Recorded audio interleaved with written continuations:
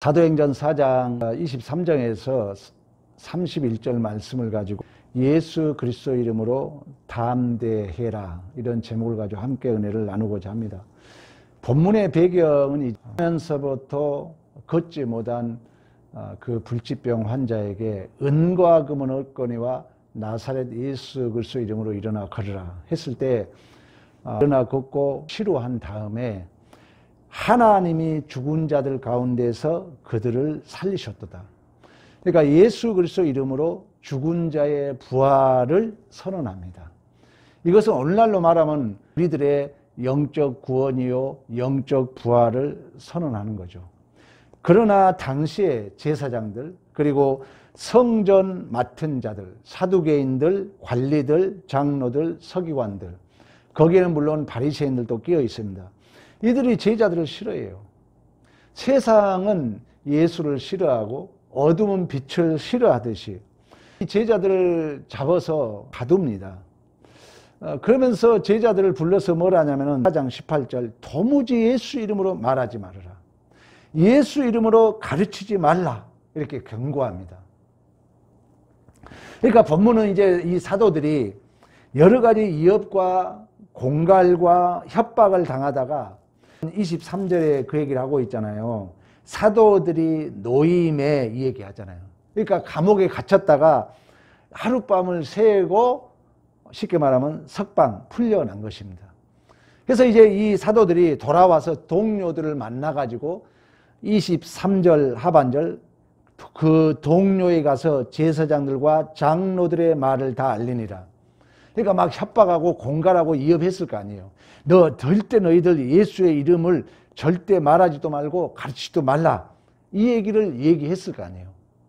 그래서 이제 그 말을 들었던 모든 이제 그 모였던 자들이 24절에 한 마음으로 소리를 높여 하나님 앞에 기도했다는 것입니다. 그러니까 이 사도행전에 보면은 성령 강림을 통하여 다시금 예수께서 이루신 일들을 이 교회 시대 속에 이루어져 감에 있어서 성령이 이끄시는 이 초대교회는 여러 가지 위협과 공갈과 협박을 당하여도 그 협박이 있으면 있을수록 분열되지 않고 또 배교함이 없었다는 거예요. 더 모여들면 모여들었지 그 고난 때문에 예수를 버린 적은 없었다는 것입니다. 우리의 신앙생활도 마찬가지입니다. 성령이 함께 하시는 그러한 시련과 고난이 우리에게 더욱더 유익이 되었지 손해가 아니라는 거예요. 그래서 야고보 선지자는 너희가 시험을 만나고도 온전히 기쁘게 여기라, 너희의 부족함을 채우고 너희를 온전케 하려 하심이라고 말씀하셨고, 베드로 사도도 참 시험을 많이 당했잖아요. 그가 그런 얘기를 해요. 너희들이 연단하려고 오는 불시험을 이상하게 여기지 말아라, 그리스도의 고난에 참여하는 것으로 즐거워하라고 그래요. 그러면서 이는 장차 영광이 나타날 때 기뻐하고 즐거워하게 하려 하심이라, 이런 얘기를 합니다. 미국의 하버드대 교수 조지 베일런트가 쓴 책에 보면은 행복의 조건이라는 책이 있어요. 그 책에 미국의 명문 대학생들을 설문조사해 놓은 게 있는데 거기에 보면은 행복의 조건이 무엇이냐를 물어요. 근데 우리가 보기에는 행복의 조건이 재물이 많고 뭐 명성을 얻고 뭐 세속적으로 성공하고 또 우월한 유전적 조건, 부모를 잘 만났거나 또 내가 유전적으로 건강한 몸으로 태어났거나, 이게 아니라는 거예요. 진정한 그 미국의 유명 대학생들에게 물어보는 행복의 조건은 뭐냐? 인생이랑 누구나 고난이 있다는 거예요. 그러면 그 고난을 반응하는 성숙한 방어 기제.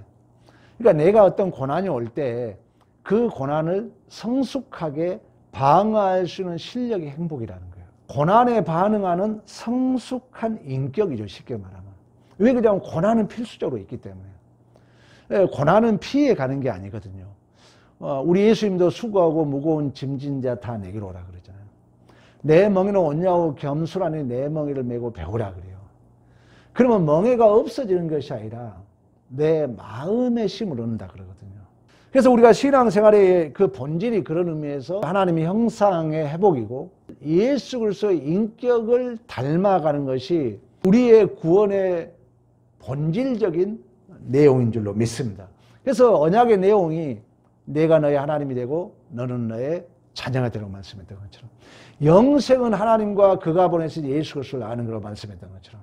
그래서 이 사도들은 성령이 그들을 이끌고 있기 때문에 엄청난 핍박을 당하고 위협을 당하고, 야, 다시는 예수의 이름으로 말하지 말고 가르치지도 말라.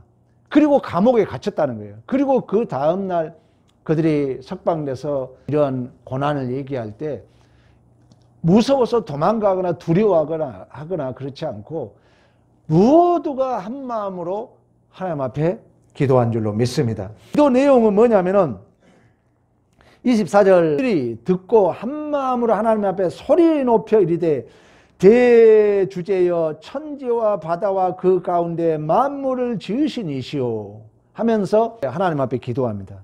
그러니까 이 기도는 이사야서를 인용하고 있습니다. 근데 이사야서가 기록될 당시에 유대 나라가 2번 위기를 겪어요. 그 첫 번째는 아람과 북이스라엘이 연합해서 남유다를 침공할 때 그 아스 왕의 마음이 낙엽처럼 흔들렸다 기억나잖아요. 그때 임마누엘, 스알야숲, 마할, 살렐, 하스바스라는 표적을 줍니다. 그 증표를 주죠.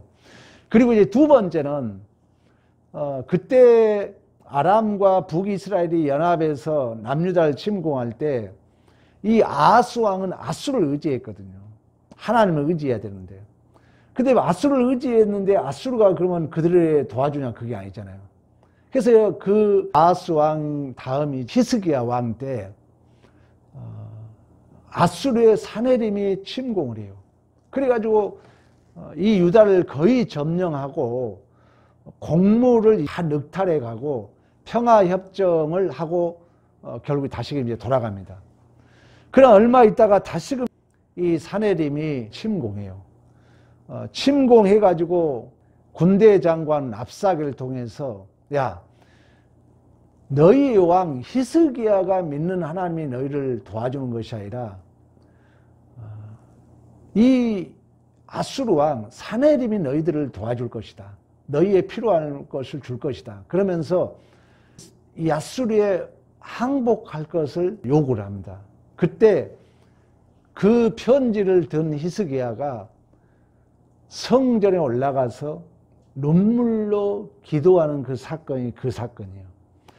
그때 이제 하나님이 내가 너의 눈물을 보았고 너의 기도 소리를 들었노라. 그때 그 히스기야가 기도했던 내용을 지금 인용하고 있다는 거예요.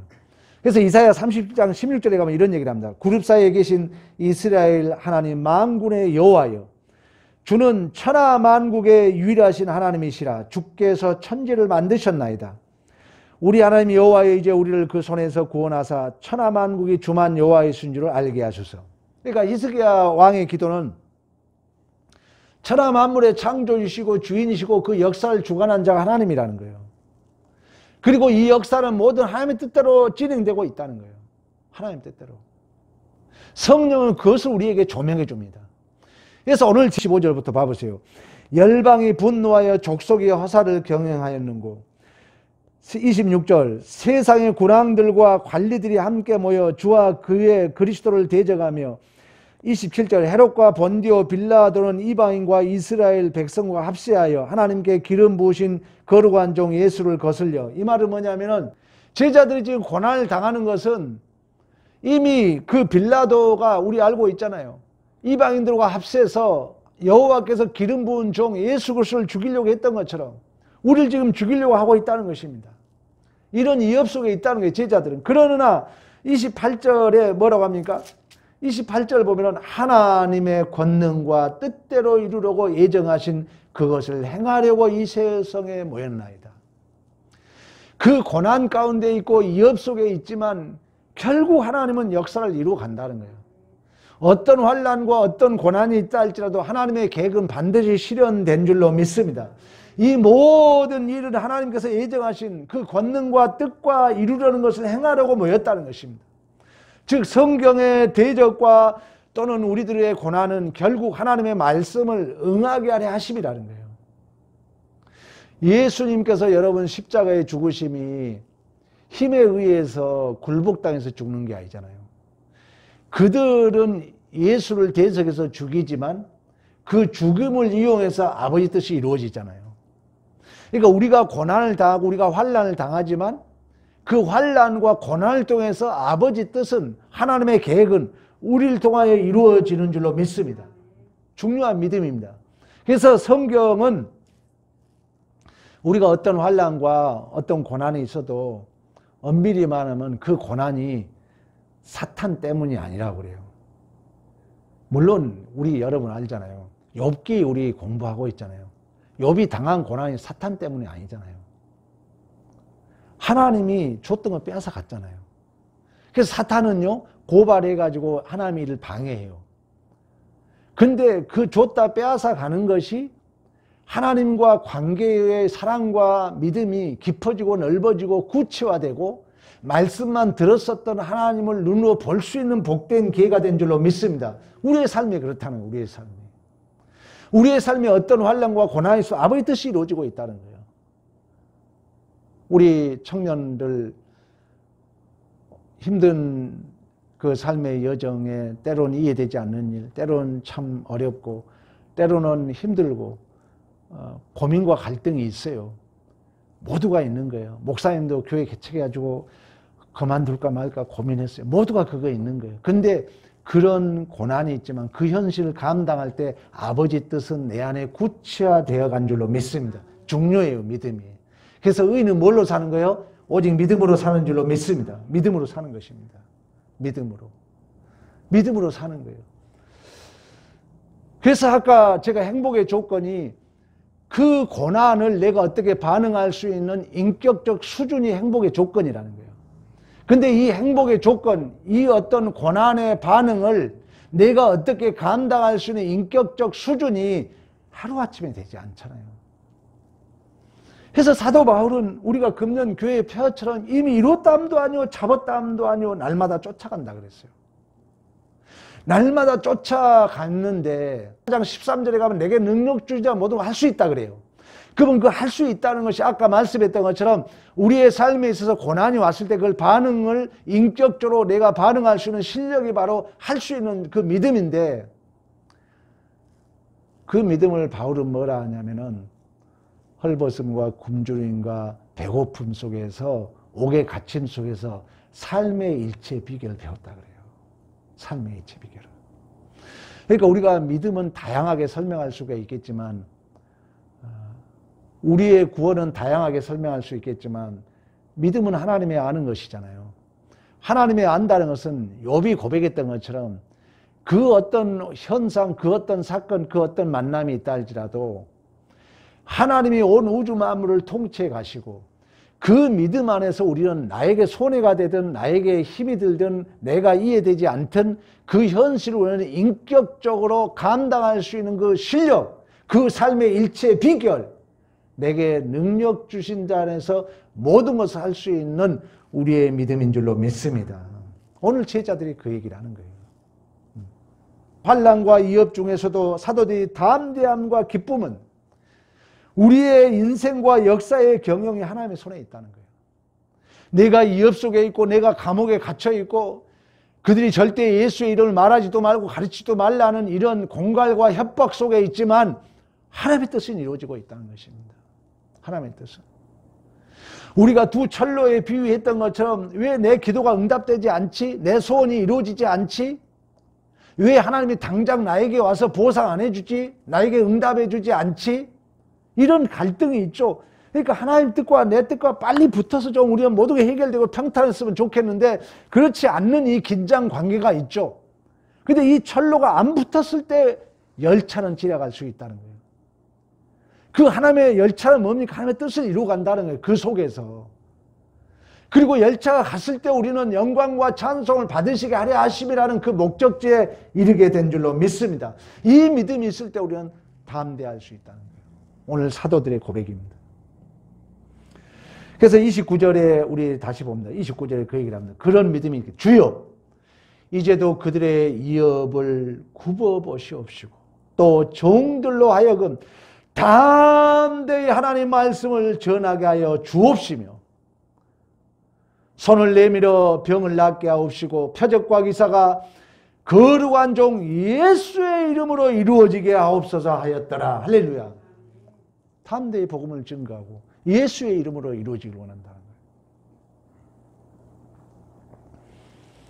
그러므로 말미암아 오늘 이제 31절에 그런 이제 기도를 했는데, 그런 기도를 했더니 사도들의 성령을 충만함을 받는 거예요. 성령을 충만을 받으니까 담대히 하나님의 말씀을 전하는 것입니다. 여러분, 성령은 객관적으로 이해를 하라 했잖아요.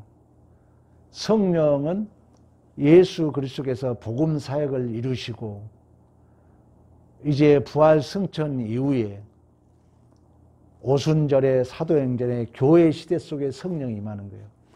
이미 묵시 속에서 이루었잖아요. 아직 완료되지 않았잖아요. 그러면 이미 이루어졌지만 아직이란 이 중간지대에 누군가 나를 도와줘야 될 거 아니에요. 누군가 우리를 위로해 줘야 될 거 아니에요. 그 위로자로, 그 돕는 자로 파라클레토스, 보혜사 성령 하나님은 우리 곁에 계신 줄로 믿습니다. 자, 이제 이 믿음이 있다면 우리가 담대해야 돼요.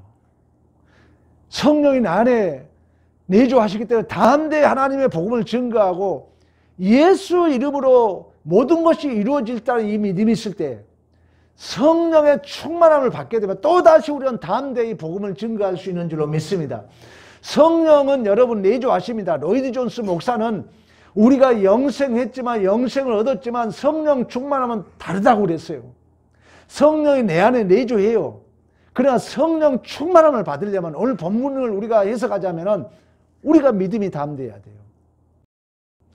그리고 담대히 복음을 증거하기 위하여 예수 이름을 구했을 때, 예수 이름으로 이루어지길 간구했을 때 성령은 다시금 내 안에 충만해서 나를 도와주시며 또다시 우리는 담대히 복음을 증거할 수 있는 줄로 믿습니다. 여러분, 예수님께서 구원을 이루셨잖아요. 좋은 소식, 굿뉴스, 복음. 예수께서 이루신 거예요. 하나님 말씀이죠, 이 복음이. 그 복음이 예수의 이름으로 모든 것이 구체화된 줄로 믿습니다.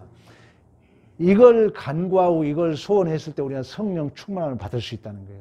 충만이라는 것은 넘치다 뜻도 있고 침투하다, 지배하다 이런 뜻을 가지고 있어요.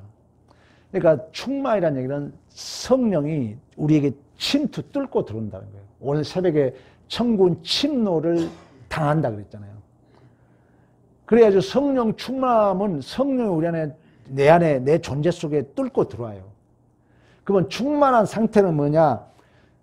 전적으로 주관하다, 점유하다, 지배하다, 통제하다 이런 뜻을 가지고 있어요.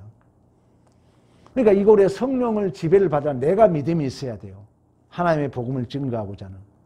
그 하나님의 복음은 예수 그리스도로 구체화됐다는 거예요. 그러면 내가 예수 그리스도로 이 오늘 사도들이 그 이업 속에서 예수의 이름으로 이루어지길 기도했던 것처럼 성령은 성부 하나님, 성자 하나님과 관계를 발출 관계라고 그래요. 그 말은 뭐냐면 날출, 성부 하나님께서 성령이 나오신다는 거예요. 성자 예수께서 성령이 나오신다는 거예요. 그러니까 아버지 뜻 예수의 사역을 외면하고 성령이 충만함을 받을 수가 없다는 거예요. 왜? 성령은 충만함은 그 아버지 뜻을 이루기 위하여 예수의 사역을 이루기 위하여 우리 안에 내주하시기 때문에. 그래서 오늘 사도들도 기도할 때 담대히 하나님 복음 증거하게 해달라고. 이 모든 표적과 이적이 예수 그리스도의 이름으로 좀 이루어지길 원합니다. 그런 기도를 합니다. 그때 성령이 충만하여 담대히 하나님의 복음을 증거하신 줄로 믿습니다. 이제 여전히 사도들은 계속해서 협박을 당하고 채찍에 맞고, 우리가 알고 있는 것처럼 사도 바울은 수없는 죽음의 위기를 당합니다. 그리고 사도행전에 보면은 사도 바울이 로마 감옥에 끌려가면서 사도행전이 끝나요. 그러나 이 믿음이 있었을 때 그들은 예수 그리스도의 이름을 증거함에 있어서 불평하지 않고 변명하지 않고 도망가지 않는 것입니다. 하나님은 우리를 믿음을 보고 역사하시는 것입니다. 우리가 살아가면서 이 제자들이 수없는 위협을 당하고 공갈 협박을 당했던 것처럼 감옥까지 끌려갔다는 것입니다. 그래서 우리 신앙생활은요, 될 수 있는 한 어렵다는 얘기를 안 해야 돼요. 왜 그러냐면은 선교사 묘지를 보면은 비성마다 그 선교사들이 이 땅에 와서 어떤 업적을 이루었다는 걸 기록해 놨어요. 그들은요, 22, 23살 때 우리 한국이 그때 청일전쟁, 너일전쟁, 이 풍토병으로 말미암아 대한민국에 들어오면 죽어요. 그들이 다 와요. 근데 그 죽음을 무릅쓰고 그래서 묻을 데가 없어가지고 한강 모래밭에 그냥 이렇게 묻어놨다고 그래요. 나중에 다시 그 이제 묘지를 만들었는데, 그래도 그들은 이 한국에 복음을 듣지 못하고 죽어간다는 그 소식 듣고 비행기로 여러분 그냥 온 것도 아니고 한 달 반, 두 달 반 배를 타고 옵니다. 이 나라 복음을 위해서. 포사이드 선교사, 물론 존 헤론 선교사, 그 전에 언더우드 아펜젤로, 그 전에 토마스 선교사. 토마스 선교사는 중국을 가려다가 한국에 복음을 증거하고 싶어서 한국어를 배워가지고 하물 배를 타고 와요. 그래서 이제 대동강변에 이제 배가 오는데, 그때 우리나라는 세국 정책, 폐쇄 정책을 쓴 거예요. 그러니까 다른 나라가 오면은 외국 놈이라고 죽여야 돼요.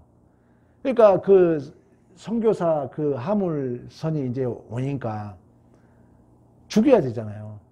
그래서 우리나라 경찰들이 가서 결국 죽인 거예요. 그래서 토마스 선교사는 대한민국 땅을 바라보지 못하고 죽은 거예요. 그때 이 성경책이 대동강변에 뿌려지고 그 책이 떠밀려서 왔는데, 어떤 사람들은 휴지로 쓰고 어떤 사람은 벽보로 썼다고 그러잖아요. 벽 바르는데. 근데 나중에 구전에 의하면은 그 벽에 발라진 그 책을 보다가 구원받고 목사가 된 사람도 있다는 전설이 있습니다. 그런 우리가 내용을 안다면, 또 오늘 사도들이 이처럼 죽음을 무릅쓰고도 담대히 복음을 증거하고 예수 이름의 표적을 나기를 원했을 때 성령이 충만해서 담대히 복음을 증거했던 것처럼, 오늘날 우리가 이 교회 생활을 하면서 복음을 듣다 보면은 내가 말씀대로 살아가야 되기 때문에 부담은 있어요. 거룩한 부담은. 그러나 우리가 이 민족의 복음이 뿌려지는 그 선교사들의 그 수고를 안다면, 우리 주님이 우리를 위하여 십자가에서 고난을 당하신 그 복음의 내용을 안다면, 오늘 사도들이 성령 강림 이후에 그 하나님의 복음을 위하여 공갈과 위협과 협박을 받으면서 감옥에 갇히면서도 오직 예수 그리스도의 복음을 증거하기를 원했을 때 성령이 충만해서 복음을 증거했던 이 내용을 안다면, 오늘날 우리들은 당연히 예수의 복음을 증거해야 되며, 우리가 받은 이 구원의 감격 속에 우리는 더 담대하게, 더 기쁨으로, 더 감사함으로 반드시 우리는 복음을 증거해야 할 사명이 우리에게 있는 줄로 믿습니다. 이 믿음이 있을 때 성령은 우리와 함께 하시며, 성령은 우리 안에 위로자로, 성령은 우리를 돕는 자로, 성령은 우리 안에 신적 확정으로, 신적 보증으로, 실제적이고 주도적이고 대표적이고 우리에게 원동력이 되어주신 줄로 믿습니다. 내가 내 존재를 이끄는 것이 아니라 그 자동차에 엔진이 있는 것처럼 우리 안에 성령의 원동력이 되어서 땅끝까지 이르러 복음의 사명을 감당하는 모든 우리의 증인들이 되기를 간절히 축원합니다.